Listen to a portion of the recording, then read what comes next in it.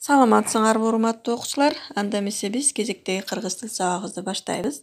Балдар, биз өткөн сабакта силер менен татаал сүйлөмдөрдүн маанисине карай тең байланыштагы татаал сүйлөм жана багыныңкы байланыштагы татаал сүйлөм болуп экиге бөлүнөрүн окуп үйрөнгөнбүз.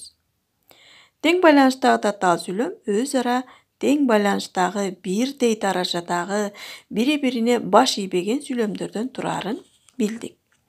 Эми бүгүнкү темабыз багыныңкы байланыштагы татаал сүйлөм болмокчу. Демек, биз бүгүн багыныңкы байланыштагы татаал сүйлөмдүн кандай болуп түзүлө тургандыгын үйрөнөт экенбиз. Ал үчүн, балдар, биз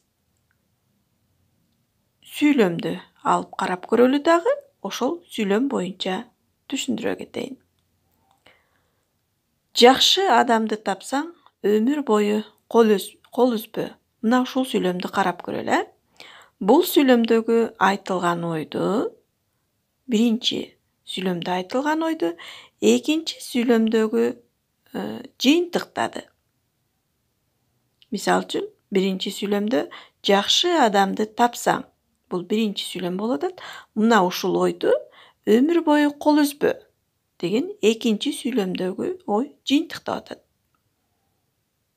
Демек, бул жерде экинчи сүйлөмгө биринчи сүйлөм баш ийип атат. Демек, мындан кандай жыйынтыкка келебиз? Багыныңкы байланыштагы татаал сүйлөмдүн тутумундагы жөнөкөй сүйлөмдүн бири ойду жыйынтыктаса, экинчиси ага көз каранды болуп, ар кандай кырдаалды билдирет. Мына ушул өзгөчөлүгүнө карай сүйлөмдөр татаал сүйлөм, баш сүйлөм жана багыныңкы сүйлөм болуп экиге бөлүнөт экен. Демек, балдар, мисал менен далилдей кетели. Жоо кеткен соң кылычыңды ташка чап.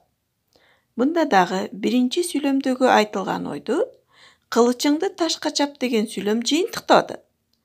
Демек, кылычыңды ташка чап деген бул баш сүйлөм, ал эми жоо кеткен соң деген бул ага көз каранды болгондугу үчүн бул багыныңкы сүйлөм болот.